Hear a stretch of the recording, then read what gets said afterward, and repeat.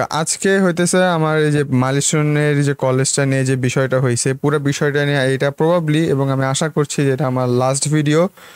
Hopefully hopefully আজকে আমি যেগুলো এক্সপ্লেনেশন দিব, হয়তো ভবিষ্যতে যদি কালো বাক্সর সব কথা বলা বেরো হয়, তাও যাতে এই জিনিসগুলো একটু না পাল্টায়। এবং আমি কিছু ভুল তথ্য দিয়েছিলাম, এক দুইটা এক দুইটা মোস্ট প্রবাবলি, আমি জানি না ভুল তথ্য আমি শিওর দিছি কিনা, বাট আমি একটু শিওর হয়ে বলবো আমি শিওর হয়েছি। এখন আমি যেটাকে আবার একটু কনফার্ম করব। কিছু রুমর আছে, কিছু জিনিসকে ঢাকা বাড়া মানে ঢাকা দেওয়া হইতেছে, এবং কেন হইতেছে, কিসের জন্য হইতেছে, সব কিছুর আজকে প্রশ্নের উত্তরগুলো আমি দিব। এবং এই ভিডিওর তুমি যদি আমার এই চেহারার মধ্যে একটু ক্লিক করো, তাহলে দেখবো যে নিচে একটা লেখা আসছে বা টাইম লাইন সাজানো আছে। তো প্রশ্ন ভিত্তিক অনুযায়ী আমি টাইম লাইনগুলোকে ভাগ ভাগ করে দিব। তো তোমরা যদি যে কোনো একটা একটা নির্দিষ্ট পরিমাণের মানে একটা নির্দিষ্ট প্রশ্নের উত্তর জানতে চাও, তোমরা জাস্ট সেই প্রশ্নের মধ্যে গিয়ে তোমরা আমার এক্সপ্লেনেশনটা শুনতে পারো। তো সবার প্রথমে আমি একটা জিনিস ক্ল্যারিফাই করে দিই, একটা ডিসক্লেমার দিয়ে দিই। আমার এই গভর্নমেন্টের সাথে কোনো যায় আসে না। আমার কোন গভর্নমেন্ট আসুক বা না আসুক, আই ডোন্ট কেয়ার আনলেস কোনো জায়গায় রেস্ট্রিকশনস বা কোনো জায়গায় বাধা দেওয়া হইতেছে মানুষের ফ্রিডমের মধ্যে, স্বাধীনতার মধ্যে। আমি কোনো আমি কোনো পলিটিক্যাল পার্টির এক সাইডের দিকে যাই না। এবং আমি এই যে পুরো বিষয়টা হইলো, এটা আমি বর্তমান গভর্নমেন্টের উপরে দোষটা দিব না, কারণ একটু টেকনিক্যাল ডিফিকাল্টিস ছিল। ওকে, কারণ এই পুরো বিষয়টা যেটা হয়েছে, এই যে আমাদের বিমানের যে, আর একটু ভালো করে বুঝাই, একটু সুন্দর করে একটু গুছাই বলি। এই পুরা ঘটনাটা ঘটার দুইটা রিজন আছে, এবং দুইটা পার্টির জায়গায় দোষ আছে। এক হইতেছে হইলো আগেকার গভর্নমেন্ট, যে অমন একটা জায়গার মধ্যে মেট্রো রেল, তারপর হচ্ছে হলো এই স্কুল প্রতিষ্ঠা করার পারমিশন দিছে। যদিও দুই নাম্বার ফল্ট, যদিও এই স্কুলের যে ফাউন্ডার আছে সে একটা আর্মির লোক, তার নামটা পুরোপুরি বলতেছি না, সে ছাত্রদের নিয়ে এই জায়গার মধ্যে আন্দোলন করে এই স্কুলটাকে এই জায়গার মধ্যে বানাইছে। সো ফল্ট দুই পার্টিরই আছে, এবং এই দুই পার্টির কোনো পার্টি আমাদের বর্তমান গভর্নমেন্টের সাথে কানেক্টেড না।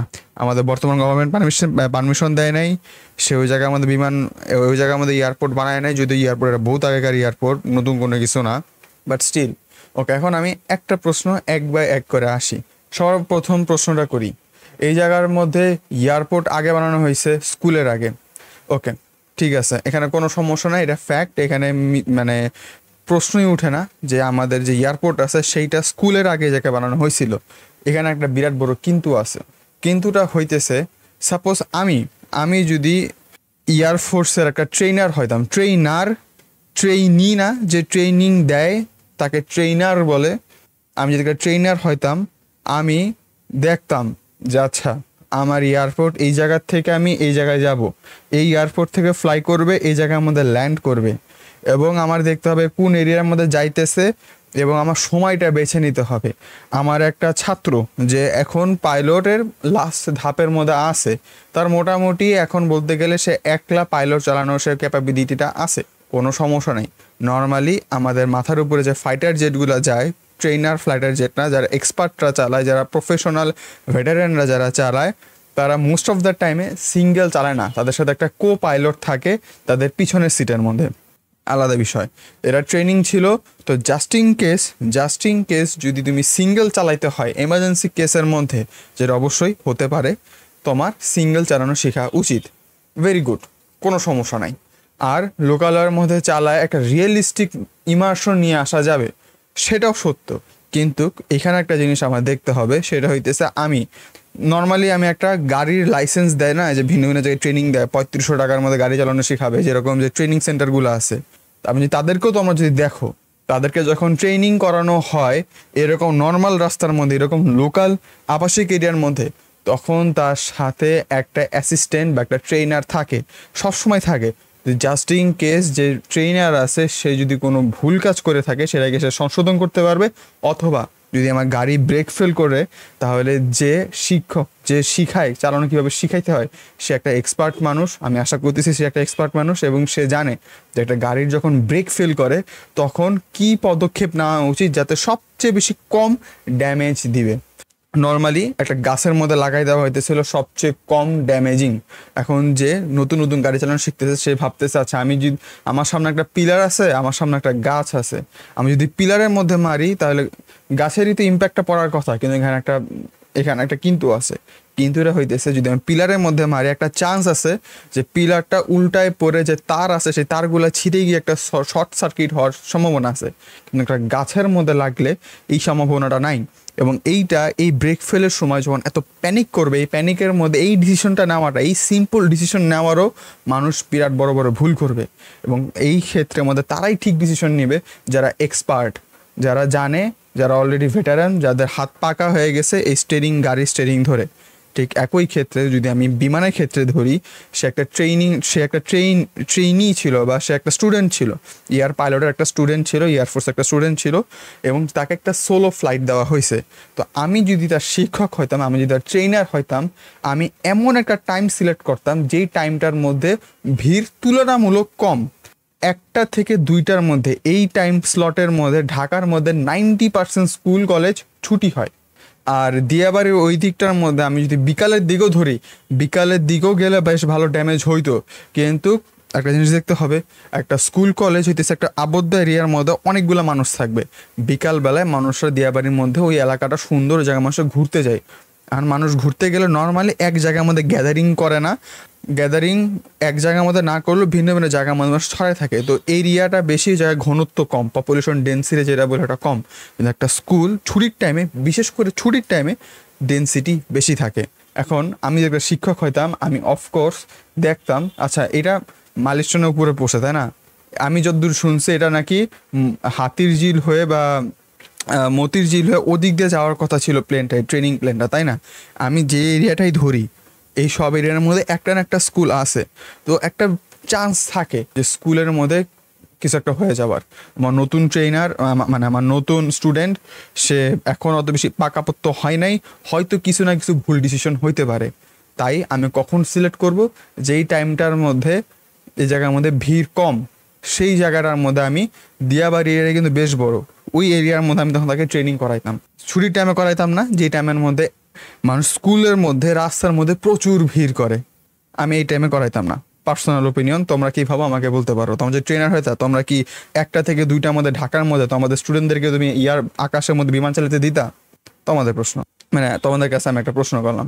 এটা গেল 1 নাম্বার প্রশ্ন। 2 নাম্বার যেটা জিনিসটা হইতেছে, সেটা হইতেছে অনেকে বলতেছে আচ্ছা ভাই ফাইটার জেট তো এই জায়গার মধ্যে, আচ্ছা ঠিক আছে ফাইটার জেট তো এই জায়গার মধ্যে উঠতেছে বা না উঠতেছে, তাই না? ওরা কি ব্যাপার, ব্যাটার করে, কারণ অলরেডি কমার্শিয়াল যেসব এয়ারলাইন্সগুলো আছে তারা এই জায়গার মধ্যে চলেই। Yes, your absolutely right. Commercial যে প্লেনগুলো চলে তারাও এই টাইমের মধ্যে জায়গার মধ্যে ঘোরাফেরা করে। কিন্তু এইখানে বিরাট বড় একটা কিন্তু আছে। কিন্তুটা হইতেছে এই যে যারা এই যে commercial flight, Emirates, Bangladesh airlines, এইসব যারা প্যাসেঞ্জার বহন করে, এইসব বিমানগুলোকে কেউ সোলো ড্রাইভ করে না।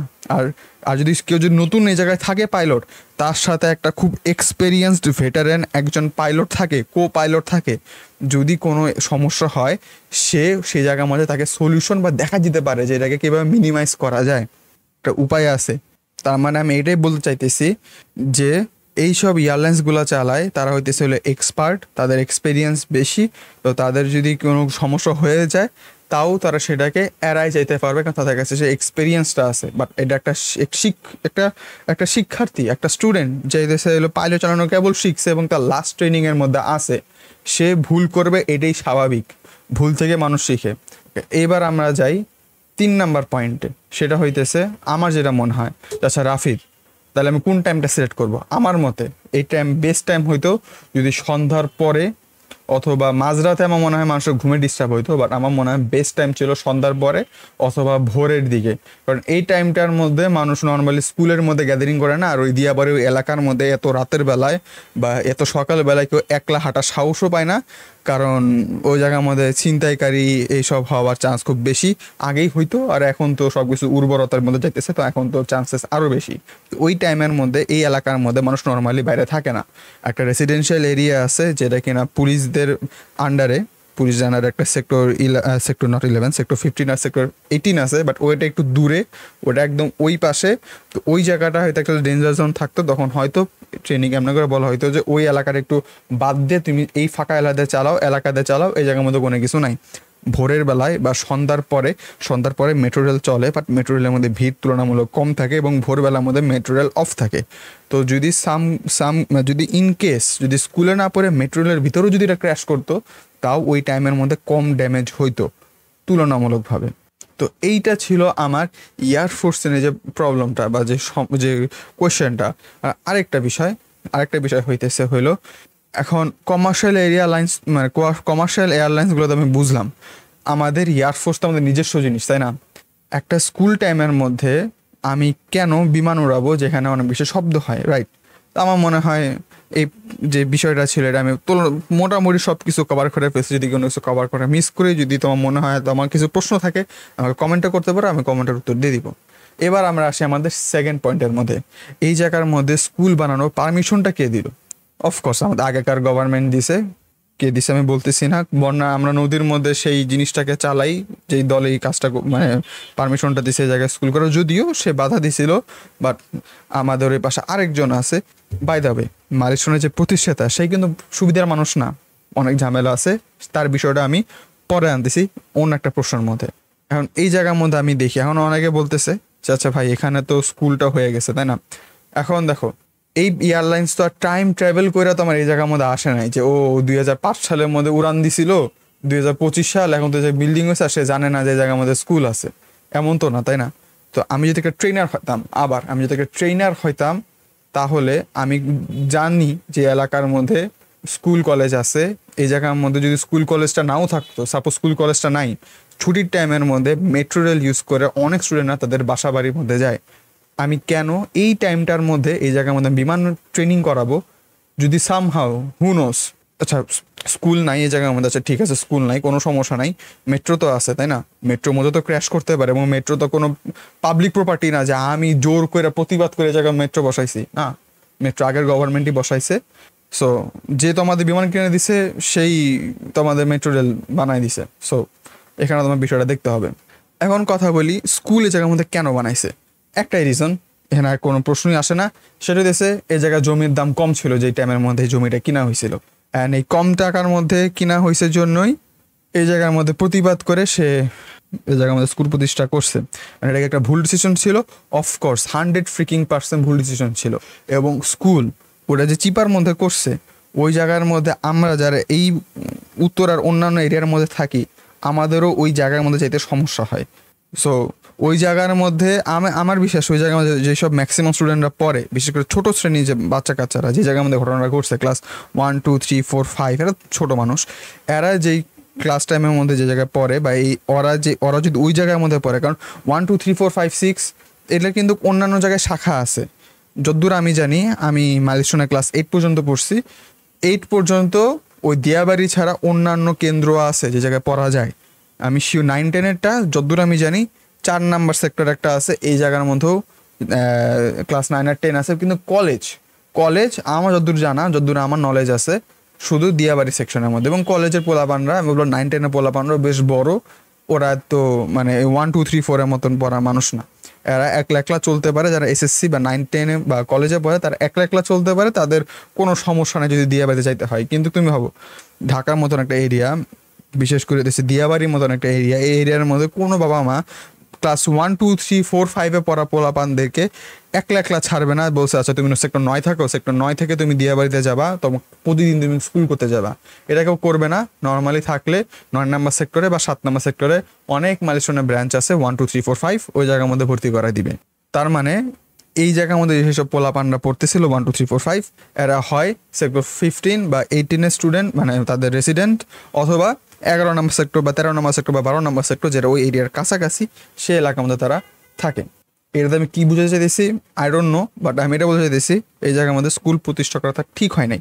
এখন এই জায়গার মধ্যে এটা তো কমন নলেজ, এটা তো সবাই জানে, এখানে একটা হিডেন নলেজ আছে সেটা। আর এখানে আমি হয়তো আগে একটা ভুল করছিলাম, এই টাইমের মধ্যে স্কুলের মধ্যে বাচ্চাদের এক্সট্রা ক্লাস হইতেছিল। এখন তোমরা যারা মাইলস্টোনে পড়ো না, তোমরা হয়তো এখন জানো না যে এক্সট্রা ক্লাস জিনিসটা। এক্সট্রা ক্লাস হইতেছে যারা পরীক্ষার মধ্যে তুলনামূলক একটু খারাপ রেজাল্ট করে, A-B অথবা ফেল, 1, 2 থেকেও ফেল করে না, বাট স্টিল A- বা B তুলনামূলক একটু খারাপ রেজাল্ট করলে তাদেরকে স্কুলের মধ্যে রাখা হয় স্কুল কোচিং করানোর জন্য, যে জায়গার মধ্যে 1জন বা 2জন শিক্ষক ওইসব বাচ্চাগুলাকে আলাদা করে শিখাবে। এখন বলতে পারো যে এটা কি শিক্ষকদের দোষ, এটা কি শিক্ষকরা করতেছে? নোপ, শিক্ষকরা এই জায়গার মধ্যে কিছু করতেছে না, তাদেরকে অর্ডার দেওয়া হয়েছে, এটা মালয়েশিয়ানের সিস্টেম যে তোমার এই জায়গার মধ্যে এক্সট্রা ক্লাস করতে হবে তোমার যদি রেজাল্ট খারাপ হয়। এবং এই জিনিসটা এতটাই খারাপ এবং কেন বলতেছে খারাপ আমার মজা, রাফিদ এরা তো ভালো এক্সট্রা ক্লাস করাই দিছে।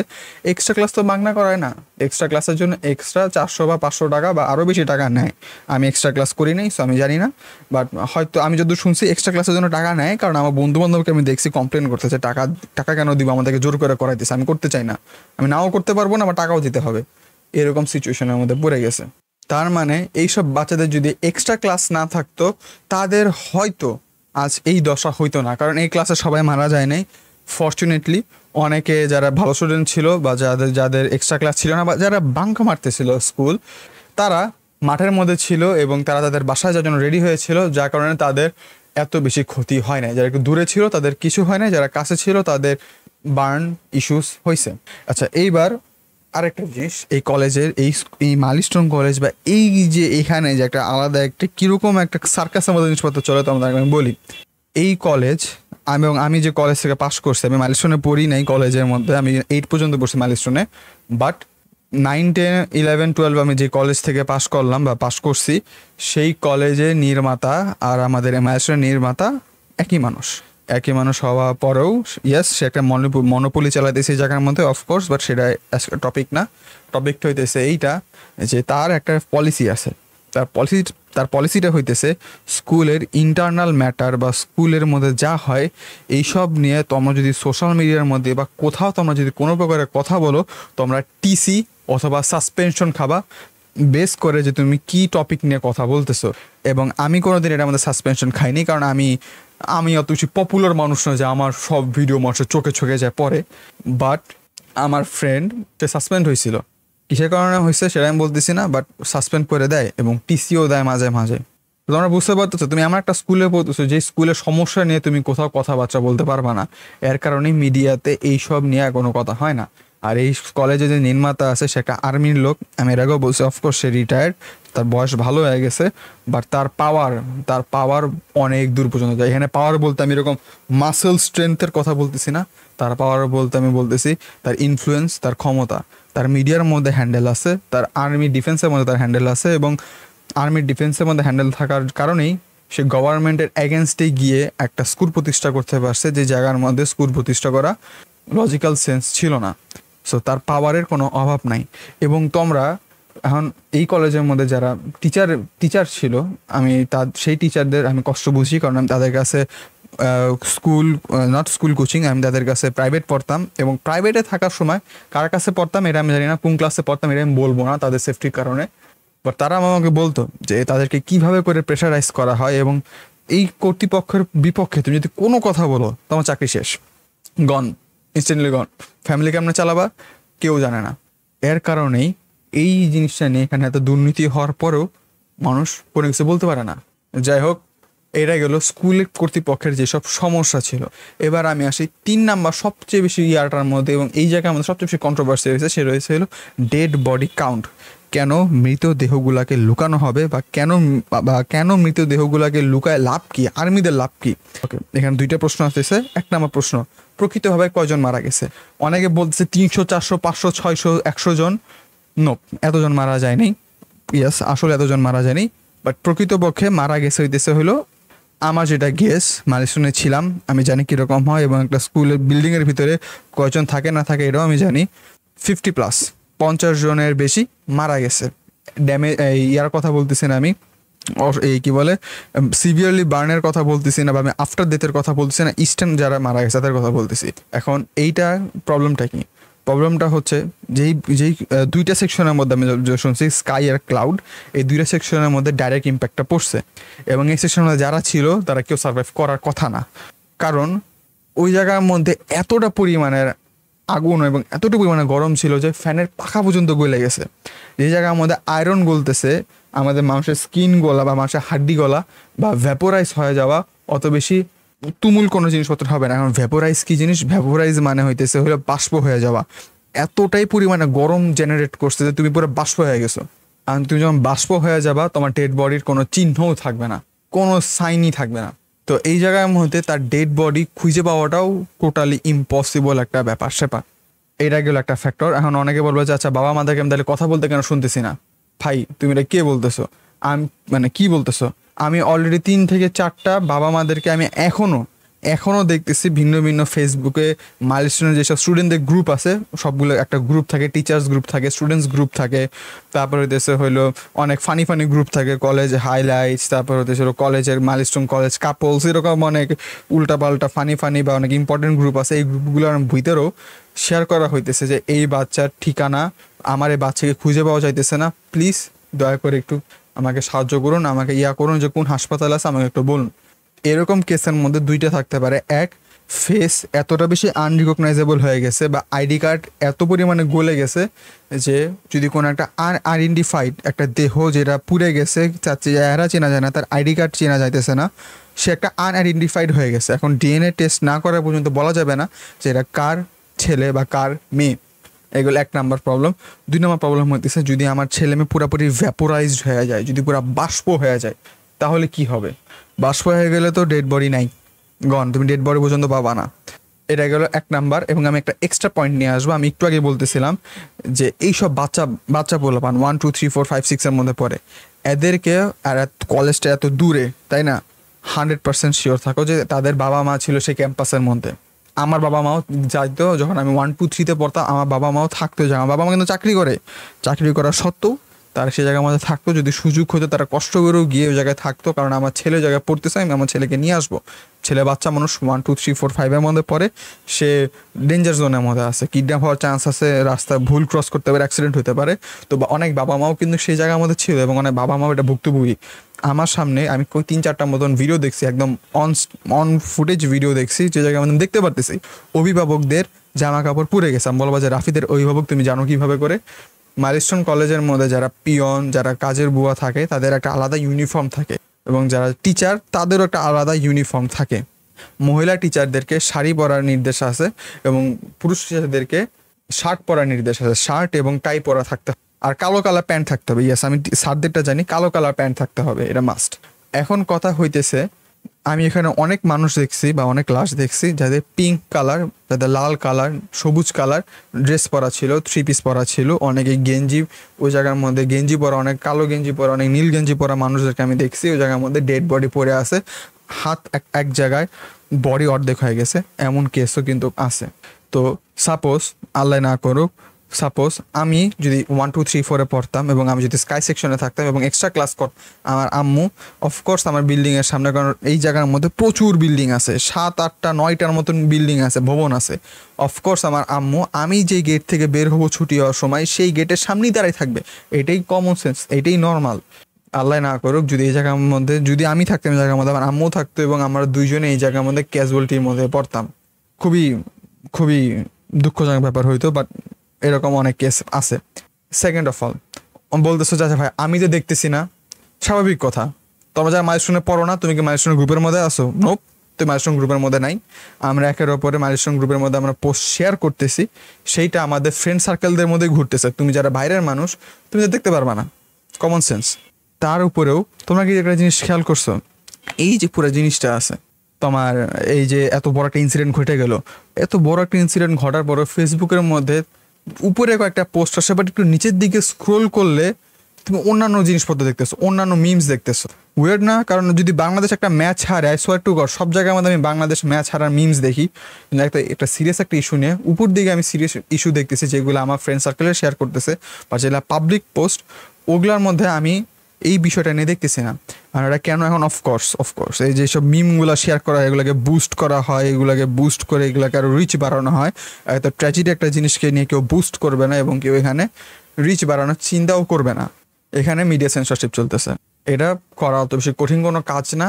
তুমি ভিডিও আপলোড করবা, তুমি স্ট্যাটাস দিবা, কোনো সমস্যা নাই, বাট তোমার সেই স্ট্যাটাসে রিচ কমে যাবে, কারণ গভর্নমেন্টের ইয়ার থেকে বা তোমার উপরে সারফেস ওয়েব থেকে তোমার সেইগুলাকে ডিমোট করা হইতেছে ফেসবুকের মধ্যে। তোমরা যারা ফেসবুক অ্যালগোরিদম বুঝো, তোমরা এটা, আমি আশা করতেছি টেকনিক্যালি ঢুকবো না, তোমরা যারা ফেসবুক অ্যালগোরিদম বুঝো তোমরা জানো আমি কিসের কথা বলতেছি। তো এইটা হইলো আমার প্রশ্ন বা আমার বিষয় যে স্কুলের ডেড বডির সংখ্যা কতটুকু ছিল, রাইট? আমার মতে 50+ ছিল। কেন বলতেছি? কারণ এই এক্সট্রা ক্লাসের মধ্যে তথাকথিতভাবে 2টা সেকশন মিলায় 12 জনের মতন স্টুডেন্ট ছিল। অ্যান্ড 12 মানে 12 বা 13 এরকম সংখ্যার মধ্যে ছিল। আমি যদি কম্বাইন করি তাদের আমাদের যে একটা তালিকা দেওয়া হয়েছিল যে কয়জন মারা গেছে, সেই তালিকার মধ্যে ইয়েস 28 জন যে মারা গেছে তাদের তালিকাটা পুরোটা টিক হয়ে যাবে বা ওই জায়গাটা মানে ভেরিফাইড হয়ে যাবে যে ইয়েস এই কজনই ছিল। বাট এই জায়গায় আমাদের যে জিনিসটা ভেরিফাইড হবে না সেটা হইতেছে টিচার একজন থাকে না, টিচার দুজন করে থাকে। আচ্ছা সাপোজ এক সেকশন একটা করে থাকলো, তো 2 সেকশনে থাকলে সেটার মধ্যে 2জন টিচার, ওকে এটা গেল। তারপর প্রত্যেকটা তালার মানে প্রত্যেকটা ফ্লোরের মধ্যে কমসে কম 3 থেকে 4টার মতন করে কাজের বুয়া থাকে, 3 থেকে 4টার মধ্যে কাজের বুয়া থাকে। এবং যে সেকশনগুলোর মধ্যে এক্সট্রা ক্লাস চলে সেই সেকশনগুলোর পাশের মধ্যে সেই কাজের বুয়ারা থাকেই, কারণ এখন লাঞ্চ টাইম, অফকোর্স স্কুল ছুটি হয়েছে, আমার এখন লাঞ্চ টাইম চলতেছে। এখানে যারা এক্সট্রা ক্লাস করে যে টিচারগুলো, তারা নাস্তা পানির জন্য এই পিয়নদেরকে ডাক দেয়, বুয়াদেরকে ডাক দেয় যাতে নাস্তা পানি নিয়ে আসে। তাই ওই স্কুলের ভিতরে, ওই ক্যাম্পাসের ভিতরে আরও মানুষ ছিল যারা কর্মী, যারা বেসিক্যালি বুয়া বা পিয়ন, তারা ওই জায়গার মধ্যে ছিল। এবং তাদের এই জায়গার মধ্যে যদি আমি কাউন্ট করি 4-5 জন থাকে, তাই না? 4-5 জন থেকে আমি যদি 2 জনকেও নেই, তাহলে আমার ডেড বডির সংখ্যা কজন হয়ে দাঁড়ালো? 32 হয়ে দাঁড়াইলো। এখন আসলে বাইরে যারা প্যারেন্টস ছিল বা বাইরে যারা ওই ক্যাম্পাসের সামনে ছিল, আর কমন সেন্স, আমার ফ্রেন্ড যদি এক্সট্রা ক্লাস করতো, আমি বাসা চলে যাই, মানে আমার ভালো একটা ফ্রেন্ড থাকতো এবং আমরা যদি প্ল্যান করতাম যে আমরা খেলবো, এক্সট্রা ক্লাস আধা ঘন্টা হয়, আধা ঘন্টা ক্লাস হওয়ার পরে আমি আর আমার বন্ধুরা মিলে খেলতে যাবো মাঠের মধ্যে। এরকম করে অনেক ফ্রেন্ড সার্কেলরাও আছে যারা স্কুল ক্যাম্পাসের বাইরে ওয়েট করতেছিল তাদের ফ্রেন্ডের জন্য। তো এইখান থেকেও কিছু ডেড বডি সংখ্যা আসবে। এটা গেলো একটা। ওয়ান্স মোর, আমি যদি ওই জায়গায় শুধু ওই 2টা ক্লাসের স্টুডেন্টগুলোকেও যদি আমি বাদ দিতাম, মানে ওইগুলোকে নিলাম, আমি কর্মীদেরকেও নিলাম, অনেক জায়গায় আমাদের নিউজ শুনতেছে যে ক্লাস 5-এর, ক্লাস 8-এর, ক্লাস 11-এর স্টুডেন্টরাও মারা যাইতেছে বা মারা গেছে। বললাম আউটসাইড ক্যাজুয়ালিটিও আছে, ওগুলো যদি আমি কাউন্ট করি এবং আরও কিছু কিছু করে যদি কাউন্ট করি, এই টোটাল ডেড টোলের সংখ্যা 50 সামথিং বা 40 থেকে 50 জনের মধ্যে হয়। এটা হচ্ছে শুধু মৃতের সংখ্যা। আমি যারা সিভিয়ারলি বার্ন হয়েছে তাদের কথা বলতেছি না, ইনস্ট্যান্ট যারা মারা গেছে আমি তাদের কথা বলতেছি। বাট এটাকে কমায় 29 জন বা 27 জন, শুরুর দিকে তো 19 জন ছিল, ক্রেজি না? শুরুর দিকে একদম 19 জন ছিল, তারপর হঠাৎ করে 10 জন বেড়ে গেছে, তারপরে আরও 2 জন বেড়ে গেছে, আর 2 জন বেড়ে আবার 2 জন মরে গিয়ে আবার জিন্দাও হয়ে গেছে, আর আমার 29 জন হয়ে গেছে। খুব ফানি একটা বিষয়, রাইট? ওকে, এখান থেকে আমরা জানতে পারলাম ইয়াস ডেড বডির সংখ্যা একদম যে 100 জন মারা গেছে সেটাকে বানায় 19 জন করছে এমন কিছু হয় নাই। 50 জন মারা গেছে সেটাকে কাটায় মাটায় 29 জন বা 28 জন বা বলতে পারে 19 জন, শুরুর দিকে 19 জন করা হয়েছে। ওকে, এখানে তো অবভিয়াসলি একটা আছে। এখন কথা হইলো এটাতে আর্মিদের কি লাভ? মানুষের মাথায় তো কমন সেন্সের অভাব আমি জানি না, মানুষ এখনও প্রশ্ন করতেছে যে আমি ডেড বডির সংখ্যা যদি হারাই এখানে আর্মির কী লাভ? প্রথমে আসি, যদি হয়ে থাকে, ঠিক আছে, যদি হয়ে থাকে, কেন হয়ে থাকে সেটা আমি পরে আসতেছি, বা যদি হয়ে থাকে এটা ডেড বডির সংখ্যা যদি কমানো হয়, এটা আর্মিদের কী লাভ? ফার্স্ট অফ অল, একটা দেশের একটা আর্মির প্রথম ভূমিকা বা একটা আর্মির কাজ কি? তার দেশের জনগণকে রক্ষা করা। এর একটা আর্মির মেইন কাজ হওয়া উচিত। সে গভর্নমেন্টের পার্সোনাল বডিগার্ড না যে গভর্নমেন্টের শরীরে যদি একটা পাখি হাইগা দেয় সেটাকে সে চাইটা সাফ করে দেবে, এটা তার কাজ না। তার কাজ হইতেছে দেশে যারা সাধারণ জনগণ আছে তাদেরকে প্রোটেক্ট করা। এর জন্যই আমরা আর্মিকে মন থেকে আগলে নেই, কারণ তারা আমাদের জন্য, আমাদের সেফটির জন্য তারা কাজ করে এবং তারা দেশের জন্য যা চাই তাই করতে পারে, রাইট? ইটস আর্মির কাজ। এখন তুমি ভাবো, তুমি যদি এখন আমেরিকা হও, ঠিক আছে, তুমি আমেরিকা পছন্দ না, সাপোজ তুমি থাকো সুইডেনের মধ্যে, তুমি একটা সুইডিশ মানুষ, ঠিক আছে, তোমার এই সামনে ইনসিডেন্টটা আসছে এবং তুমি একটা নিউজ পাইছো এই যে এইটার মধ্যে প্লেন ক্র্যাশ করছে, এয়ারফোর্সের প্লেন ক্র্যাশ করছে, তোমার মাথার মধ্যে একটা অলরেডি একটা নেগেটিভ ইম্প্যাক্ট আসছে। এয়ারফোর্স ওদের নিজের দেশের মানুষদেরকে উপরে কেন এটা গেলো, কি হইলো, এটা এটা এটা কেমন বিষয়? একটা দেশকে যে বাঁচাবে সেই একটা দেশের স্কুলের ভিতরে তো আবার প্লেন ঢুকাই দিছে। এইটা একটা ব্যাড রেপুটেশন, খুবই লজ্জাজনক একটা বিষয় ইন্টারন্যাশনালি হয়ে দাঁড়াবে। এটা গেলো 1। 2, ইউএনের মধ্যে আমাদের কিন্তু অনেক পিস কিপিং সোলজার আছে, অনেক পিস কিপিং ফাইটাররা আছে যারা আমাদের আর্মি বা আমাদের ডিফেন্স ফোর্স থেকে যায় ইউএনের মধ্যে ভিন্ন ভিন্ন দেশের মধ্যে, যেই দেশগুলোর মধ্যে যুদ্ধ হইতেছে সেই দেশগুলোর মধ্যে হেল্প করার জন্য, তাদেরকে ফ্রিডম দেওয়ার জন্য অনেকে ফাইট করে, শান্তি রক্ষার জন্য ফাইট করে। এদেরকে শান্তি রক্ষা বাহিনী বলা হয় প্রবাবলি বাংলার মধ্যে, ইংলিশের মধ্যে তো পিস কিপিং ট্রুপস বা পিস কিপিং সোলজার্স বলা হয়। এই জায়গায় আমাদের নেগেটিভ ইম্প্যাক্ট আসবে এবং ইউএন থেকে যদি ডেড বডি টোলের সংখ্যাটা একটু বেশি হয় সেই ক্ষেত্রের মধ্যে ইউএন থেকে প্রশ্ন আসবে এটা কেমনে হইলো, জবাব দিতে দাও, এখানে সমস্যা কি? এখানে কি পাইলটের সমস্যা ছিল নাকি এখানে প্লেনের সমস্যা ছিল? Explain your self. প্লেনের সমস্যা থাকলে তুমি প্লেনটাকে কোন দেশ থেকে নিছো, প্লেনের মডেল কি? প্লেনের মডেল বললে তো আরেকটা একটা লজ্জাজনক বিষয় হবে যে এত আউটডেটেড একটা সিস্টেম, এত আউটডেটেড একটা প্লেনকে আমরা এখনও উড়াইতেছি। এটা শুনলে ওই জায়গা থেকে প্রশ্ন আসবে যে তুমি এত আউটডেটেড প্লেন কেন ইউজ করতেছো, এটা তো ইলিগাল হওয়া উচিত। এই জায়গার মধ্যে এই প্রশ্নগুলো আসবে, যার কারণে ডেড বডির সংখ্যাগুলোকে কমানো একটা লজিক্যাল এক্সপ্লেনেশন। যদি কমায়, যদি একটা স্কুল, যে স্কুলের মধ্যে 1000 ছাত্রজন পড়ে, সেই স্কুলের মধ্যে মালয়েশিয়ার মধ্যে 1000 ছাত্রজন পড়ে ইজিলি, কোয়াইট ইজিলি। অত বড় ক্যাম্পাসের মধ্যে 1000 ছাত্র পড়া আহামরি কোনো ব্যাপারই না। 1000 ছাত্রজনের মধ্যে যদি আমার 10 জন বা 19 জন মারা যায়, রেশিওটা একটু কম লাগতেছে, তাই না? আসলে কম লাগতেছে, বাট কম হওয়ার উচিত না। যদি এখানে আমার 40 জন বা 50 জন হইতো, তখন কিন্তু একটা বেশ বড় একটা অ্যামাউন্টের মধ্যে আসলে তুলনামূলক। এখন আমরা আসি যে কেন আমার মনে হইতেছে যে আর্মি জায়গার মধ্যে বডি কাউন্ট হাইট করতেছে। ফার্স্ট অফ অল, যেটা আমি একদম লাইভে দেখছি, একবার লাইভ করতেছিল পুরো ক্যাম্পাসের ভিতরে যেসব সিচুয়েশনগুলো হইতেছিল, আমি সেই বেটা লাইভ দেখতেছিলাম, একদম লাইভ টেলিকাস্টের মধ্যে আমি দেখতেছি যে ভিন্ন ভিন্ন নিউজ রিপোর্টাররা আর্মি আসার আগেও ওই জায়গার মধ্যে যারা ছিল, যারা হেল্প করতেছিল, যে স্টুডেন্টগুলো আর্মি আসার আগে, আর্মি তো অবভিয়াসলি স্কুল ক্যাম্পাসের মধ্যে বসে থাকে না যে ও কিছু হইতে পারে আমি এনে বসে থাকি। আর্মিরা যখন আসতেছিল তাদের আসার আগে এই ক্যাম্পাসের মধ্যে যেই সব বড় মানুষরা, যেসব স্টুডেন্টরা, যেসব কলেজ স্টুডেন্টরা জায়গার মধ্যে ছিল, তারা ওই জায়গার মধ্যে ছিল, হেল্প করতেছিল। হয়তো একটা ফায়ার ফাইটারের মতন তাদের কাছে ওইরকম আগুন নিবানোর ক্ষমতা নাই, বাট এই সিচুয়েশনের মধ্যে এক বালতি পানিও, এক বোতল পানিও যদি আগুন নিবাইতে পারে, সেটাই অনেক বড় বিষয়। তো এই সিচুয়েশনের মধ্যে যখন আর্মিও আসে নাই, আর্মি আসার আগে যারা ছিল ওদেরকে যখন নিউজ রিপোর্টাররা প্রশ্ন জিজ্ঞেস করছে যে এখানে কয়জন মারা যায়, আপনার কতজন মারা গেছে, আপনার কতজন মনে হয়, আমি লাইভে দেখছি তাদেরকে আর্মিরা সরাই দিছে, লাঠি পিটা করছে। এবং এইটা যখন আটকানোর জন্য টিচার আসতেছিল, টিচারদের উপরও গায়ে হাত তুলছে। এবং এইটা হইতেছে সবচেয়ে বেশি অসম্মানজনক জিনিস। স্টুডেন্টদেরকে লাঠি পিটা করতে হচ্ছে, স্টুডেন্টরা বান্দরামি করে, আমি বুঝি, ওকে ঠিক আছে, কোনো সমস্যা নাই। একটা টিচার, যে আমার মতে একটা জাতির সবচেয়ে বেশি সম্মানিত ব্যক্তি একটা টিচার, একটা শিক্ষকের হওয়া উচিত। এবং একটা শিক্ষক যে কিনা এমন একটা সিচুয়েশনের মধ্যে না পালাই গিয়ে হেল্প করতেছে সেই বিল্ডিংয়ের মধ্যে থেকে, অফকোর্স একটা ভালো টিচার, তাকেও এরকম করে গায়ে হাত তোলা হয়েছে, তাকে অসম্মান করা হয়েছে। এগুলো ভিডিও ফুটেজ এখন আছে কি না আমি শিওর না, কারণ এগুলোকে সেন্সর করা হইতেছে। হয়তো অনেকগুলো চলে গেছে, অনেকগুলো ডিলিট হয়ে গেছে, অনেকগুলো হয়তো তলানিতে পড়ে আছে, অ্যালগোরিদম তাদেরকে পুশ করতেছে না। তো এইটা হইতেছে আমার মেইন প্রবলেম। যদি এত বেশি ওপেন থাকতো, যদি এত বেশি হইতো, তাহলে কেন তাদেরকে ধাক্কা দেবে, বিশেষ করে টিচারদেরকে? এটা গেল 1 নাম্বার। 2 নাম্বার আমার সাসপেশিয়াস হওয়ার যে রিজনটা, সেটা হইতেছে রাতের বেলা, আমার মনে আছে 12টার দিকে বলে দিল যে সব রেস্কিউ কাজ শেষ, আমরা সবাইকে বাঁচায় ফেলছি, এখানে আর কেউ নাই, কালকে সকালে এসে এই জায়গাটার মধ্যে পরিষ্কার করা হবে, জায়গাটাকে আবার যেসব বিধ্বস্ত যেসব পার্টগুলো আছে সেগুলোকে তুলে নিয়ে যাওয়া হবে তারপরের দিন সকালে। আমার মনে আছে আমি নিউজ দেখতেছিলাম, কারণ ভাই আমি স্কুলের মধ্যে পড়তাম, অনেক টিচারদেরকে আমি চিনি, আমি পুরো সিচুয়েশনে খুব বেশি টেন্সড এবং খুব বেশি সিরিয়াস ছিলাম। পড়াশোনা বাইরে যাক, আমি এই টাইমের মধ্যে পুরোপুরি নিউজটাতেই ফলো করতেছিলাম। এটা গেলো নিউজ, তাই না? কিন্তু এটা দেখা গেল যারা হোস্টেলে ছিল তারা এটা খেয়াল করছে যে রাতের বেলার মধ্যে অ্যাম্বুলেন্স নিয়ে এই জায়গার মধ্যে আসছে। এই জায়গার মধ্যে 2টা প্রশ্ন আছে আমার। আচ্ছা ঠিক আছে, তোমরা বলতে পারো আচ্ছা ভাই হয়তো তারা লাস্ট চেক আপের জন্য গিয়েছিল, যেখানে কিছু একটা হয়েছে না, আরও ডেড বডি আছে কি নাই। যদি লাস্ট চেক আপের জন্যই যায়, তাহলে তারা কেন আগে বললো যে আমাদের জায়গায় সব কিছু সেফ, মানে সবাইকে সেফটিতে নিয়ে যাওয়া শেষ, এখানে আর কি আর কোনো, এটা কেন বলবে? আর যদি বলো এটা যদি বলার পরে তারা তো চলে গেছিলো, তারা আবার কেন ব্যাক করছে, আবার রাত 3টা বা 2টার দিকে? ওয়াই? আমার প্রশ্ন থাকবে। অনেকে বলবে যে ভাই হয়তো লাস্ট খোঁজার জন্য গেছে। যদি লাস্ট খোঁজার জন্য যাই, তার যদি কনফিডেন্টই না থাকে যে আমি সবার ডেড বডি পাইছি, তাহলে কেন কনফার্ম করবে যে আমরা সব ডেড বডি পাইছি, আর এখানে খোঁজার কোনো কিছু না, আমরা খুঁজবো না?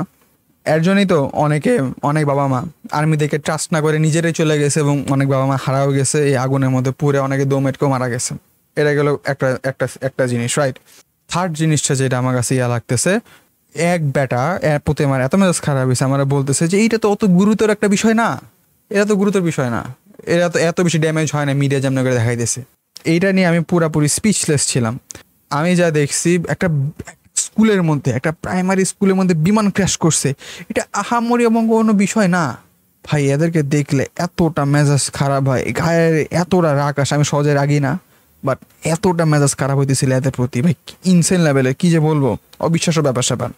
তো আমি যেটা দেখতেছি যে এইসব গভর্নমেন্টে যেসব মানুষগুলো আছে এরা এই জিনিসটা কেন জানি এড়াই চলার চেষ্টা করতেছে। আর অফকোর্স এই জায়গায় আমাদের স্কুল কর্তৃপক্ষ, আমাদের যে স্কুলের সিইও, যে ফাউন্ডার, সে অফকোর্স পুরো বিষয়টা নিয়ে চুপ, কারণ তার বিজনেসের মধ্যে বিরাট বড় একটা বিরাট বড় একটা বাস ঢুকার কথা ছিল। এটা গেল এক নাম্বার জিনিসপত্র, যে আর্মি কেন ডেড বডি লুকাবে এবং লুকে তাতে লাভ কি। হোপফুলি অ্যান্সারটা তোমরা পেয়ে গেছো। তারপরে আমরা যে প্রশ্নের মধ্যে আসবো সেটা হইতেছে, বা আমার যেটা মনে হয় যেটা করা একদমই ঠিক হয় নাই, সেটা ছিল বিকালবেলায় সচিবালয়ের মধ্যে যাওয়া। আমার মনে হয় জিনিসটা পুরোপুরি একটা পলিটিক্যাল এজেন্ডার মধ্যে তৈরি হয়ে গেছে। আমার মনে হয় এই জায়গার মধ্যে গত বছর জুলাই মাসে যারা হট্টগোল করছিল এই জায়গার মধ্যে তাদের কয়েকজন এই জায়গার মধ্যে আছে, আমার যেটা মনে হয়। কারণ আমার মনে হয় না যে আমার কোনো ফ্রেন্ড সার্কেলের মধ্যে মাথার এই জায়গার মধ্যে একটা টাক আছে, আমার মনে হয় না। আমি এরকম দেখছি যে ব্যাচ 2025 এমন গেঞ্জি পরে বড় বড় ইট ঢেল মারতেছে পুলিশের দিকে। এটা পুরোপুরি একটা আনএক্সেপ্টেবল একটা জিনিস। সিচুয়েশনের ফায়দা লইটা সচিবালয়ের মধ্যে গেছে এবং এই জায়গার মধ্যে যারা ইনজুর হয়েছে আমার তাদের প্রতি কোনো প্রকার ইমোশন নাই। শুরুর দিকে আমি একটু ইমোশনাল হয়েছিলাম, আমি বিষয়টা অত ভালো করে খেয়াল করি নাই, বাট পরে আমার রিয়েলাইজেশন হয়েছে এই জায়গাটার মধ্যে আমি একটু ভুল করছিলাম, যে ইয়াস এই জায়গার মধ্যে একটা পলিটিক্যাল এজেন্ডা হইতে পারে। তো এখন আমার মনে হয় আমি অলমোস্ট সব আমার যে মনের জিনিসগুলো ছিল সেগুলো সব কিছু আমি বলে ফেলছি, রাইট? আমি কি কোনো কিছু বাদ দিয়ে ফেলছি? Yes yes. এখন তোমরা অনেক টিচারদেরকে দেখবা, তারা শুরুর দিকে, আমি নিজের চোখে দেখতেছি, যারা শুরুর দিকে ডেড বডি কাউন্ট বা এইসব জিনিসপত্র নিয়ে যারা অনেক বেশি প্রচার করতেছিল, তারা হঠাৎ করে দেখতেছি স্ট্যাটাস দেওয়া শুরু করছে, নিউজ দেওয়া শুরু করছে যে কয়জন মারা গেছে, এতজন মারা যায়নি, কম হয়ে গেছে। এটা হঠাৎ করে শিফটটা কেন আসছে তোমরা জানো? আমি একটু আগে বলছিলাম মিডিয়ার মধ্যে কার পাওয়ার বেশি আছে, তোমরা জানো কার পাওয়ার বেশি আছে। এবং অফকোর্স আমি যেসব টিচারদের কথা বলতেছিলাম তাদের কোনো দোষ নাই, বাই দ্য ওয়ে তারা একটা ভ্যালিড, কারণ তারা যদি এখন প্রতিবাদ করে তাদের চাকরি চলে যাবে, তাদের চাকরিগুলো চলে গিয়ে তাদের ফ্যামিলিকে সামলাবে। আর বাংলাদেশের ইকোনমি যে সিচুয়েশন, চাকরি না থাকলে যে চাকরি পাওয়া যে কতটা কঠিন একটা বিষয়, এরা আমরা সবাই জানি। এর কারণে আমরা মিডিয়ার মধ্যে আলাদা এক ধরনের রূপ দেখতেছি এখন। তো এটার এন্ড অফ দ্য স্টোরি কি, এখন কি হইতে পারে এবং এই জায়গার মধ্যে দোষ কার?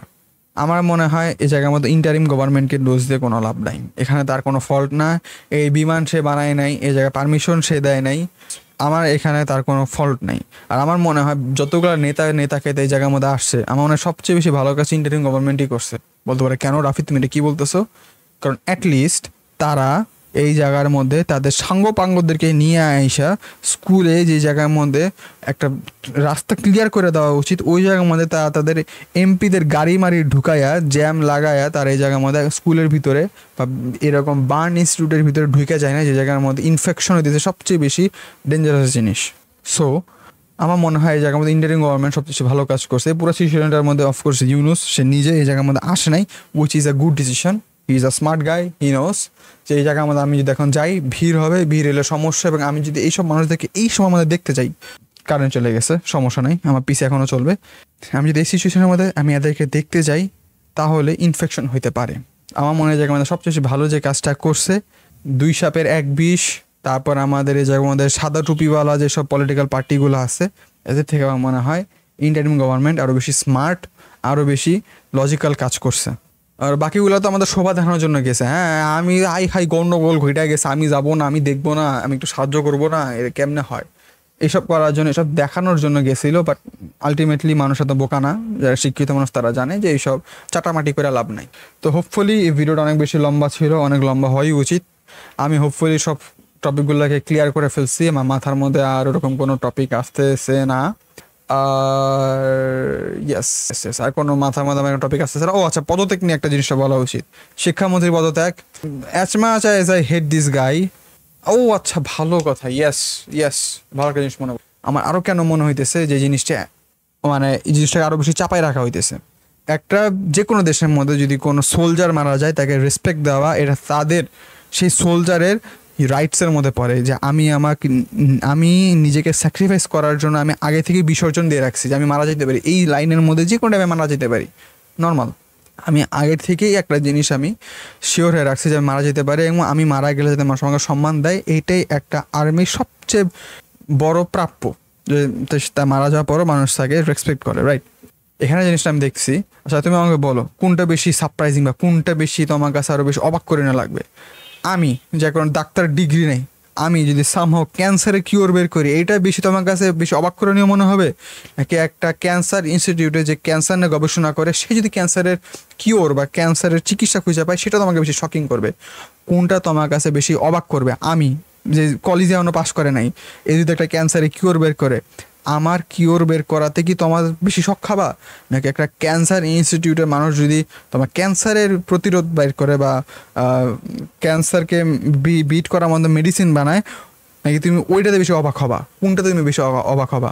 কমন সেন্স থাকলে আমার কাছে তুমি অবাক হবা। আমি কোনো মেডিকেল কোনো ব্যাকগ্রাউন্ড নাই, আমি স্টিল আমি একটা ক্যান্সারের কি বলে মেডিসিন বানা ফেলতে পারছি। একটা এক্সাম্পল বলতেছি, লিটারেরি নিয়ে নিও না, ওনাকে কমেন্ট এসে বল ভাই তুই কী করছো, ক্যান্সার এতই সহজ তো হইতেই। আমি একটা এক্সাম্পল হিসেবে বলতেছি, উদাহরণ হিসেবে বলতেছি, এর একদম লিটারেলি কমন সেন্সের মধ্যে নিয়ে নিও না। এখন আমি যেটা বলতেছি, ইয়ার ইয়ার কি বলে পাইলট মারা যাওয়ার পর তাকে সম্মানই দেওয়া হয়েছে এবং এখানে কারো কোনো প্রশ্ন আসা উচিত না। বাট যে শিক্ষিকা আমার ম্যাডাম ছিলেন, সে তার লাইফ দিয়ে, তার জীবন দিয়ে তার কাজ শিক্ষা দেওয়া হলো যে কাজ আর্মির করা উচিত সে কাজ সে নিজে করছে, বাচ্চাদেরকে বাঁচাইছে। আমার মনে হয় এই পাইলটের পাশাপাশি তাকেও একই দিনে, একই সময়ে, একই সাথে রেসপেক্ট দেওয়া উচিত ছিল। তাহলে ইন্টারন্যাশনাল মিডিয়ার মধ্যে যখন আমাদের এরকম এয়ারফোর্সে একজন শহীদ হয়েছে, তার যেরকম খবর যাইতো, একই টাইমে একই সাথে করলে তার ছবিও তার পাশে থাকতো। বাট সেই জিনিসটা করা হয় নাই।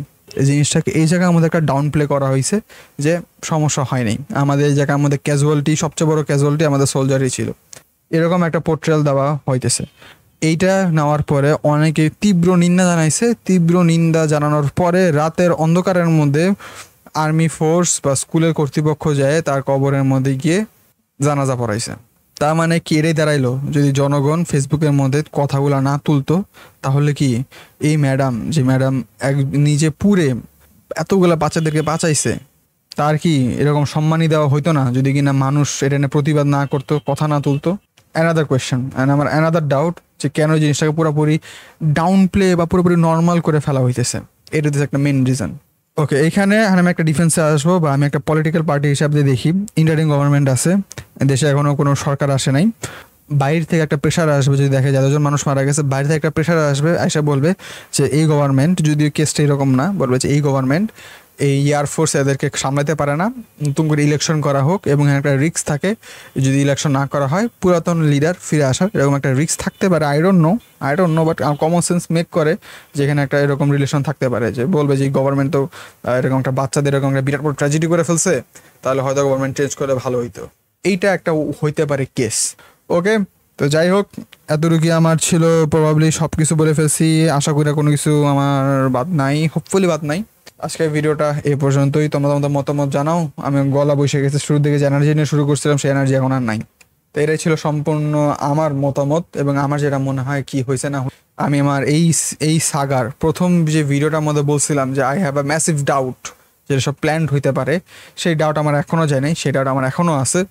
দিন বা 4 দিনের মতন হয়ে গেল, এখন আমরা ব্ল্যাক বক্সের খবর জানি না, ব্ল্যাক বক্সের ইনিংস জানি না, জানি কি হয়েছে না হয়েছে।